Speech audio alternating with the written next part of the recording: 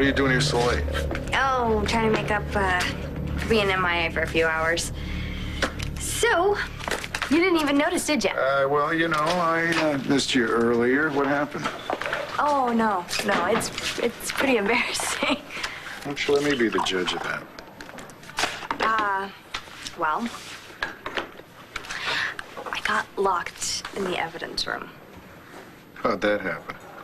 It's a long story. But anyway, I'm here, and I'm here to help. So is there anything I can do? No, not a thing, really. Who's Ted? Ted? Ted is what we call an interesting person in the Kramer murder case. Yeah. Hey, boss, just want to let you know the hostage situation is over. We got the guy in custody. Good? Okay.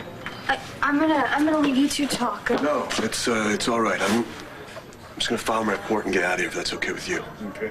Thanks. Well, I'm glad to see that you and John worked out that whole working together thing. Yeah, we're fine. Mm-hmm. We are. Then why did you just look like you wanted the floor to swallow you up when he stuck his head in? It was great to see you too, Professor Nolan. And you know what? Maybe next time you come into town, you can actually meet John. All right. Bye. No, not again. I hate that thing. Come on, it only takes 2 seconds. Oh, you're feeling a lot cooler. I really think the fever's broken. I don't need it. Well, that's what we're about to find out. Oh, God. 1, 2, I like the old thermometers better. Yeah, well, there we go. It's 99.6. You are definitely on the mend, kid. You know why I think I got sick? My immune system was compromised by my frustration with your brother. Oh, it's more likely that you caught something. There's a lot of stuff going around. If John calls again, I'm not talking to him. Remember that. And I'm not even here. I'll let him know.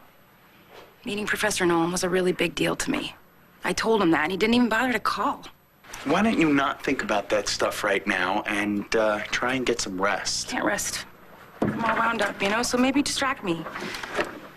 Let's talk about your love life for a change. What love life?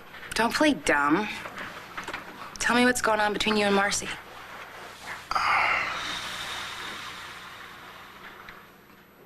Hey, So what can I get you? I'll have a club soda, please. So you're here to meet some of your old buddies? You know, I never see them around here anymore. Oh, no, I'm here by myself, actually. I was kind of hoping I could just sit here and, you know, just think a little. Well, that's fine by me. But wait, didn't I see your picture in the paper the other day?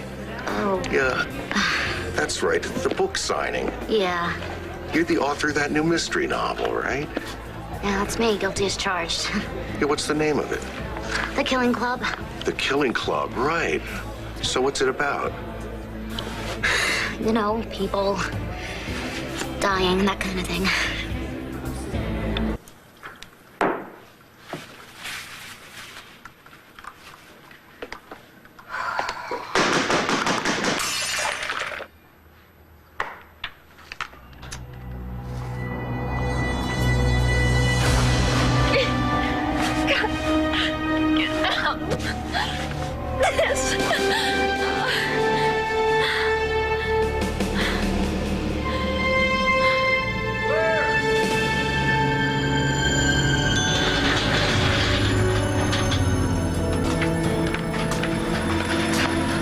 You.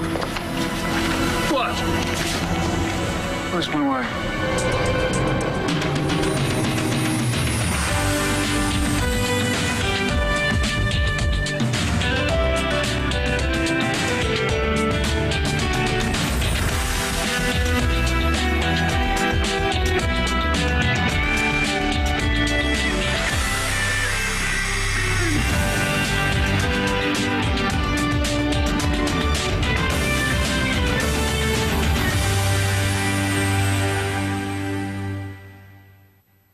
You know, I remember her. You remember Julie? Yeah, you guys used to come in here all the time. She was a really very friendly girl. She died in a car accident. Oh, I'm so sorry. So am I. Still waiting. Look, I don't want to get into a whole poor me thing, you know? Yeah, breaking up is rough, but it was mutual. You know, Marcy and I, we got different goals, and it just seemed like the right thing to do. Very sensible. Yeah, that's how we looked at it. And now? Now what? How do you feel about it now? Is it getting any easier? No. No, it's getting more difficult. I don't know why relationships have to be so damn hard. That's the burning question. Speaking of burning. That's funny. We got another voice message here. I guess the ringer was off. Oh. Were you starting to feel sick again? Oh, God. Oh. Okay, well, I'll be out here if you need me.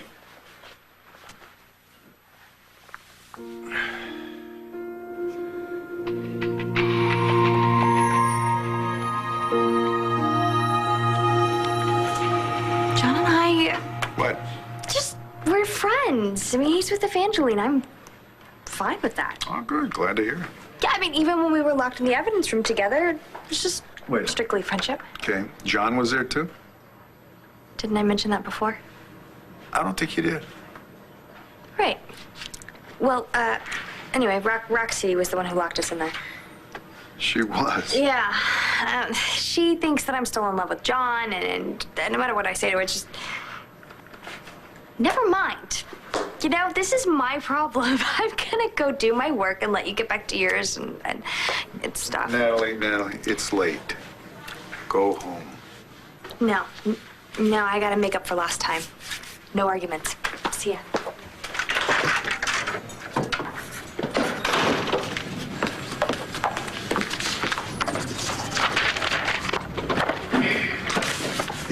The boss asked. That's my report right there.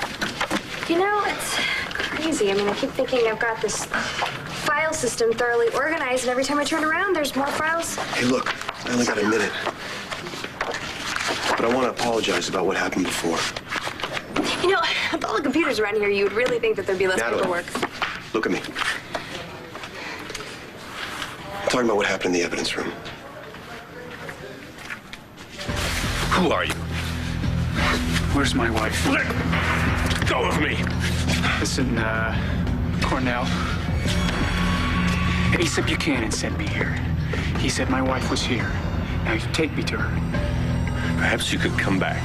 Now! Tomorrow, when we're receiving visitors, and bring some ID. Now I'm gonna count to 3. Look, 1. I'm not allowed to discuss my patients with anyone except family. Hospital rules. Do you think I care about your rules? What about you, sweetheart? What room is she in? I just came on. She doesn't know anything. Oh, okay. Well, for your information, my wife has been tortured. My wife was this close to death. And she was brought in here. She was kidnapped by Asa Buchanan. Now, where is she? Where is this woman? I don't know. I do know, however, that both of you have been paid handsomely to keep quiet. Dr. Cornell would never do anything. Well, then Dr. Cornell will take me to my wife. I'm not authorized to show anyone to patients unless they're family. I am family. I am family. My kids are family. I'm calling security.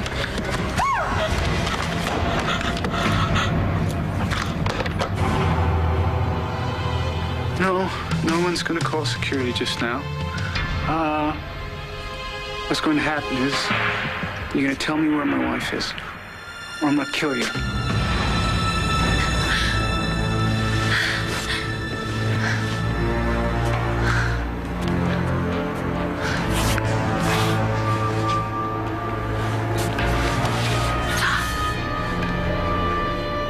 I know you're gone.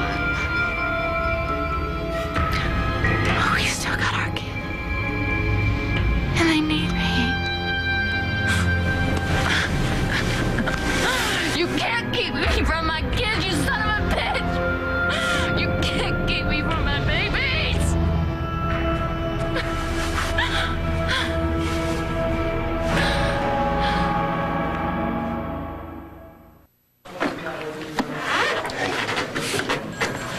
I just want to make sure that Right, that you didn't give off the wrong impression. And you didn't. I mean, it was just two people locked in a room. You keeping me calm, that's it. End of story, okay? Look, this is difficult. Obviously, I still care about you, and... Don't. Okay? Please don't go there.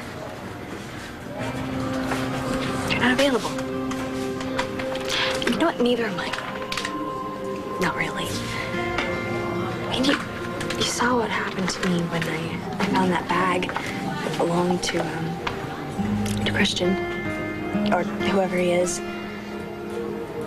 I totally lost it. Can we just not do this right now? Please? Why don't you go home to Evangeline? I'm about to. Good. I'm sure that she'll be happy to see you. I'm not so sure about that. I'll see you later.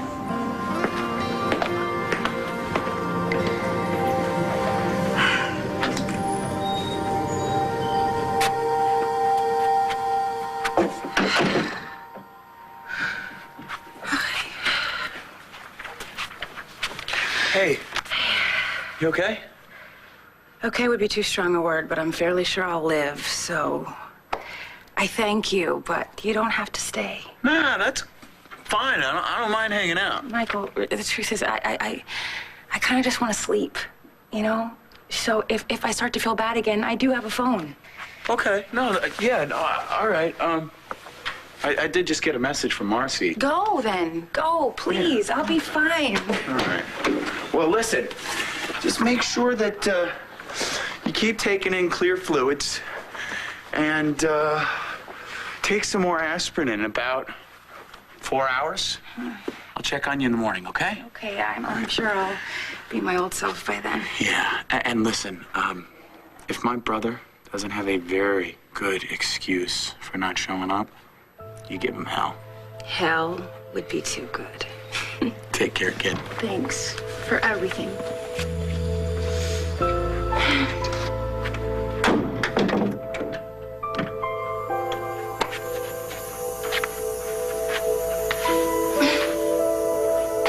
Well, thank you so much, Vicky, for scaring me half to death and causing me to break a perfectly beautiful wine glass. Dorian, your troubles haven't even started. How dare you say something like that to me? How can you be so heartless when you know that all I care about is Blair, having her come home to our family? And I do mean our family, not yours or Todd's. Is that all you care about? Really? I don't think so. I think you've been very busy elsewhere. I think you've taken some time out to steal a checkbook, to write a check, to forge a signature, and to make it look like I was embezzling funds from my university. You know, I find it really very, very sad that all the years of psychotherapy you had, and they didn't hone in on this persecution complex of yours. Thank you, Dorian. Now I know for a fact that you did it. You did it. And to borrow one of your favorite phrases, boy, am I gonna make you pay.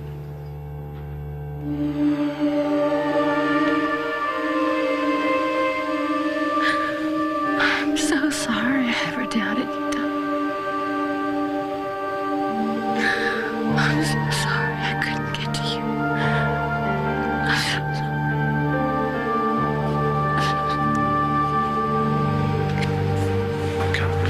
Something I want to make absolutely clear to you both.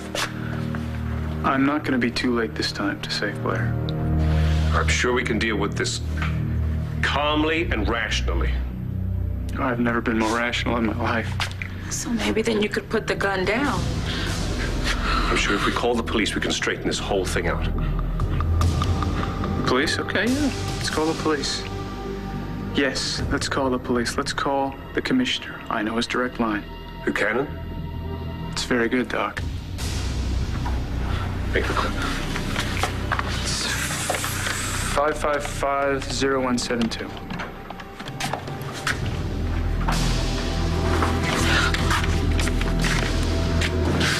Hey, Bo, it's Todd.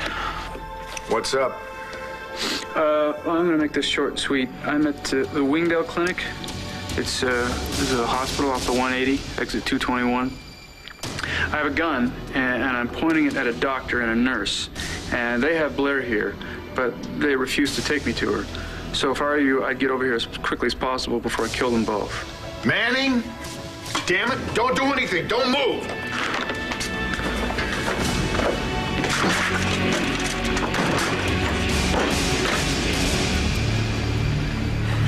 If that was the commissioner, we'll wait here till he gets here. Oh, I'm sorry. Are you making the orders now, Doctor? It's not a very good idea. I am not going to violate a patient's rights. Shoot me if you're going to, but I am not going to let an obviously unbalanced person loose in my hospital.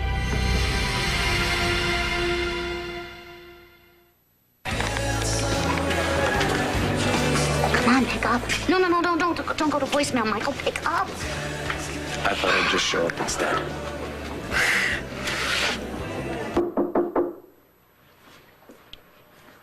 Who is it?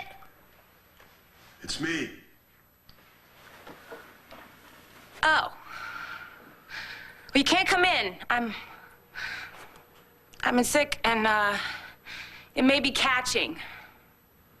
I don't care. Plus, I look like hell. Please just open the door.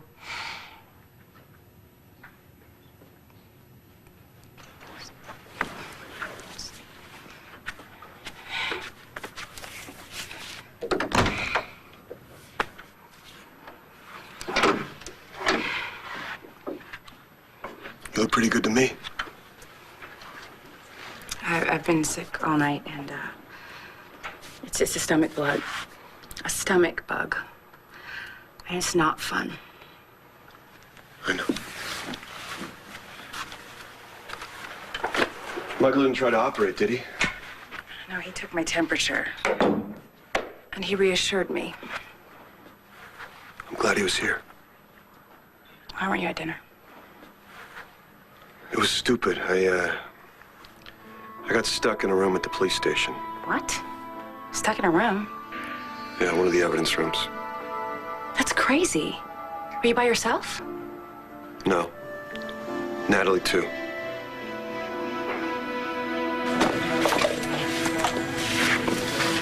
I got your message.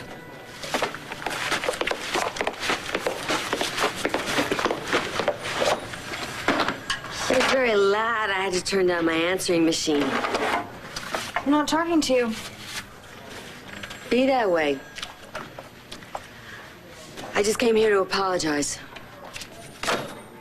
Yeah, well, too little, too late, Roxy. The damage is done. I mean, you put John and me in a very uncomfortable situation, not to mention the fact that we could have been locked in there all night. Yeah, well, that was the idea. Well, that was the most pathetic idea you've ever had, okay? And that's saying a lot, Roxy. Okay, honey, come on. Give me the romantic and sexy details. It was embarrassing and uncomfortable and awkward. You know, baby, some of the best sex that I've ever had has been real embarrassing and awkward. Really? Well, that's just great for you. But for me, I really don't want to feel like a desperate idiot in front of John or anybody else. Honey, you're not desperate. Look, baby, you are a knockout. You could have a whole platoon of guys around you, but no, you happen to fall in love with Johnny McHunk. Could you please stop calling him that? And please stop saying that I'm in love with him. And you look at me and you tell me that your heart doesn't go patter-pit every time you look at that guy. I have work to do. Did you kiss him? What? Did you kiss him when you two were locked up? Did you kiss him? Let me get a few things clear for you, Roxy, okay? We did not kiss. I am not in love with him. And no, my heart does not go patter-pit every time I look at him, okay? And that's the last I'm gonna say to you about this or anything else ever again. Bye-bye. Me thinks that the little lady is doing a lot of heavy protesting. You tried to set me up. It's not going to work. You're trespassing. I'd like you to leave. Yeah, well, what you'd like and what you're going to get are two different things. Oh, sure, Vicky. Do your worst. I don't care. All I care about is Blair and her safety. So you keep saying, but you see, Dorian, this isn't about Blair or Todd or me. This is about you. You forged my signature on a check for a sizable amount of money, and that is a serious crime. Now, since I saw you earlier this evening, I have given a statement to the police, wherein I said I did not write the check, and it is my belief that you did. I have shortchanged you, Vicky. I've always said that you were the most vindictive person in Landview, but you cover a much wider territory. These charges are gonna stick. Make no mistake about that. Trumped up charges. You can scoff all you want. You are going to prison. If I have to spend every single cent I have to prove it, you are going to prison, and then you can spend the rest of your nasty little life behind bars. Tell me something, Cornwall. Did my wife receive any actual medical attention here, or were you just too busy pumping her full of sedatives to keep her quiet? The standard of care in this hospital is second to none. Oh, yeah? So, I guess you believed her when she told you who she was? How she had been kidnapped and locked in the trunk of a car and left out in the cold and knocked around by...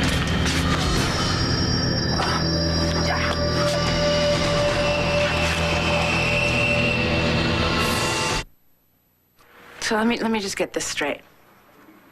Well, I'm sitting there with my old professor, you know, profoundly embarrassed that I've been stood up by the man that I've been talking up. Getting sicker and sicker to my stomach. You're locked in a room with Natalie. I was at work. I was planning on coming to meet you, and then Roxy, she decides to play one of her little games. Oh, Roxy is responsible for this? It figures. So I guess I'm supposed to ask now. What happened? Nothing. Nothing. We talked about Chris. Mostly I listened, and then a cop came and let us out. And you called me immediately, of course, because you were worried. I screwed up. I did. And then when I did call, Michael answered the phone, and he didn't say anything about you being sick. Well, he was very sweet, you know. He, very helpful. He, was like a knight in shining armor. Yeah, trying to make me jealous. Yeah, because then you know how I feel. Oh, come on. Come on, John, come on. You get locked in a room with the girl that's been between us since there wasn't us, and what am I supposed to do, be cool about it? I'm supposed to laugh, right? Well, I'm not that cool, and I'm not that secure about your feelings for me, and I'm also not... Also not what?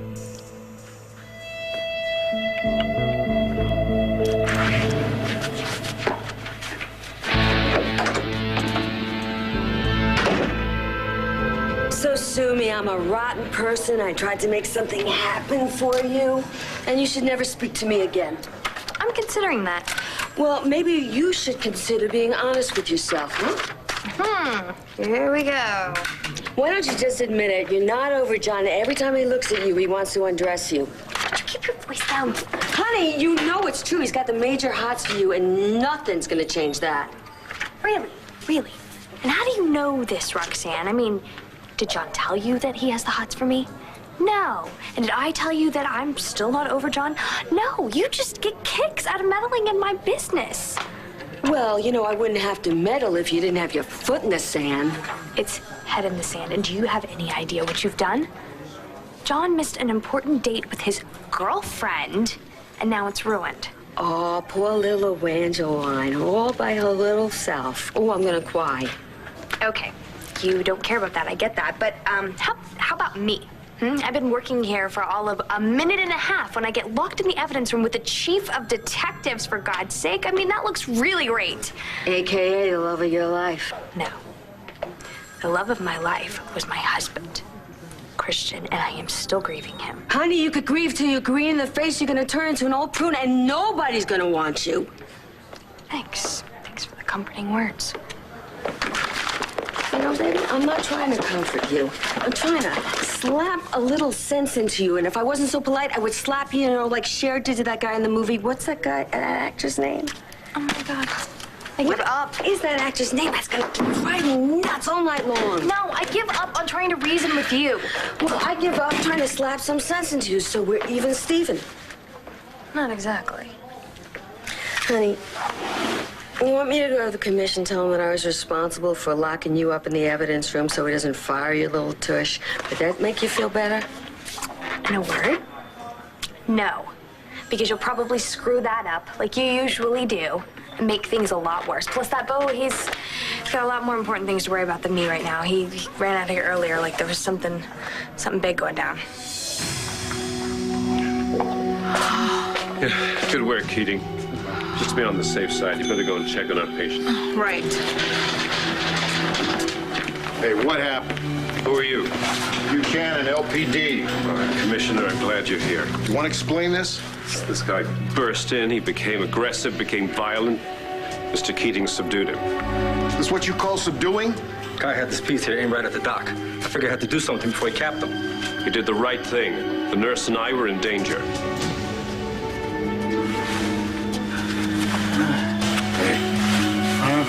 You tell me. There you go. You okay? A little headache. Come on, take it easy. Blair's here. And he knows where she is. Blair Kramer. Law enforcement in 3 states is looking for her. Blair Kramer? Yes. What, don't you read the papers? You watch television? Here, take a look at this.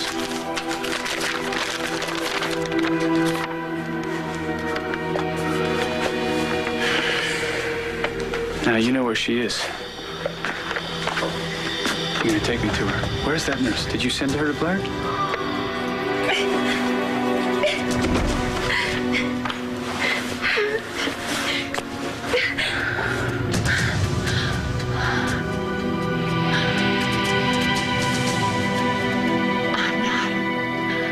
I'm not crazy.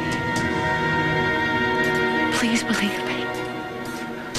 I have 2 children, and I gotta get to them, please. Please help me.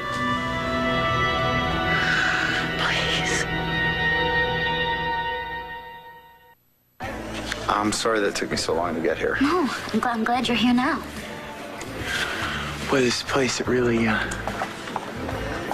brings back memories, huh? Yeah.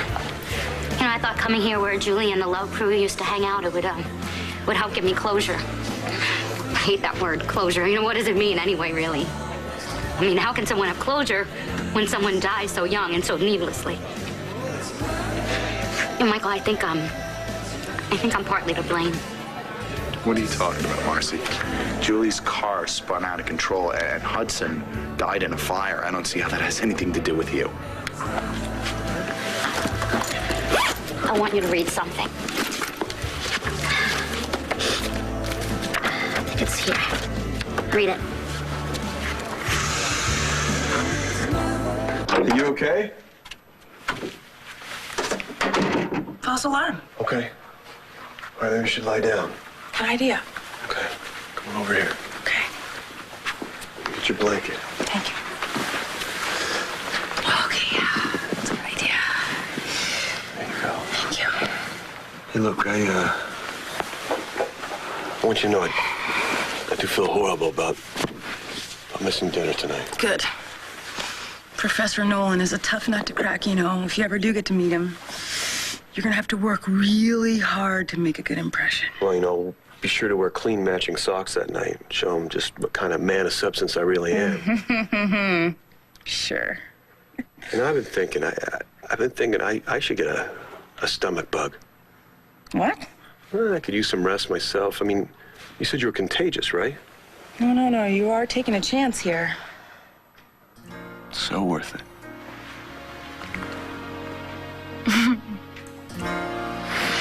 Oh, that's not gonna make me sick. No, not enough bug yet. There, I got it. John, Yeah, I can feel it. I don't think I can handle anything but sleep tonight. It's fine with me. Why don't you just sit back and relax and watch some TV, or I'll read. You want me to read to you? Is there a book you want? You know that Killing Club book? I was gonna start reading that tonight. Yeah? Yeah. Little killing club? How dare you? You come here when you know how upset I am about Blair, how vulnerable I am. With this convoluted story about how I'm trying to frame you for embezzlement, you're threatening to put me in prison. Dorian, you and I have been at odds with each other for what? Probably our entire adult lives. Yeah, so tell me something I don't know. I suppose it's all my fault? No. I realize now. I should have handled you better, or differently, but of course that's neither here nor there now. My point is that something has taken a different turn, and I'm not quite sure what it is. Oh, well, why don't you go figure it out somewhere else and leave me alone? I'm right. You've lost your ability to cope. Thank you so much for your concern. Well, it's perfectly understandable. I mean, obviously you're concerned. You have two sisters who suffer from serious mental illness. But neither one of them ever killed their father. Why don't we just drop the family history, shall we? Because I'm not interested in it. No, all I care about is Blair and her safety. Your anxiety about Blair does not excuse your behavior. Nor will Blair excuse it, believe me, when she gets home and finds out what you've done. Answer me, Cornell. Where did that nurse go? Where's my wife? Back off, Todd. I'll handle it. Where are you hiding her? I said I'll handle it. Oh, yeah? Are you handling it like your pa handled it? You know, he's the reason Blair's in this nut house in the first place. And do me a favor, when we find her, you should put your paw in the nut house where I can't get my hands on him. Because if I ever do get my hands on him, I'm going to tear his face off. I'll tell you what you're going to do right now, Manning. You're going to back off and shut up and let me talk to this doctor. Now, what did you tell that nurse to do? I asked her to check on the patient. The hell with that. Cornwall, if you don't tell me where she is, I'm going to hurt everyone in this building. Now, look, you're not going to make me go through the hassle of getting a court order now, are you? Because I'll guarantee you that's going to be a lot of problems for this hospital. I'm telling you, man, I'll bust you wide open. Follow me. Now, what room number is she in? Room number! 2343.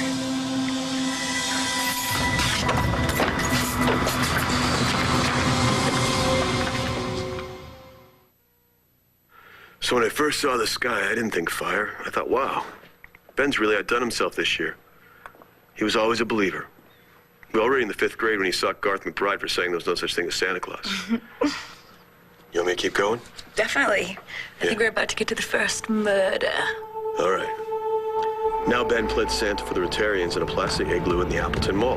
Marcy, what are you talking about? No, look, Michael, I've been thinking about it all day, all right? And I have this terrible feeling that I keep hoping that it's just gonna go away, but it's not gonna go away, okay? Because it's true.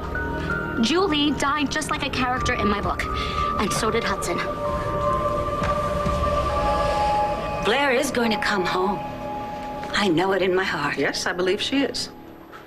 When she does, she is going to find out who Todd really is. And she's going to find out the fraud you always were.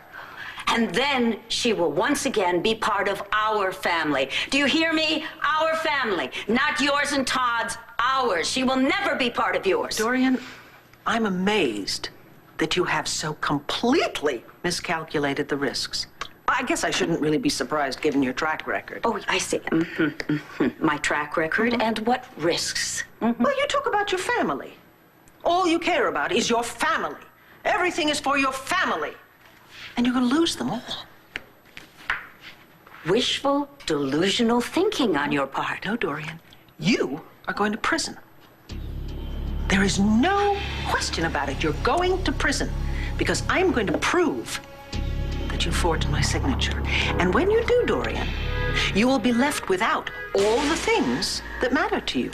Your status, your money, your family. No David.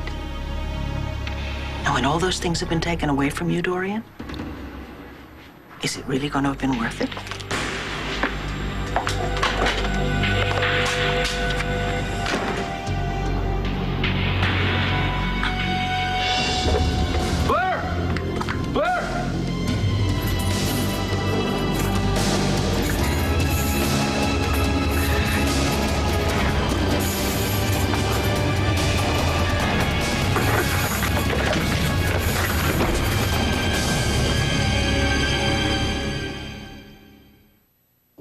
Stay tuned for scenes from the next One Life to Live. On the next One Life to Live. Marcy writes about a fire, and then a friend of hers dies in one. If Hudson and Julie were murdered like characters in your book. There's a copycat out there. What'd you do with her? Where is she? I need you now, Todd.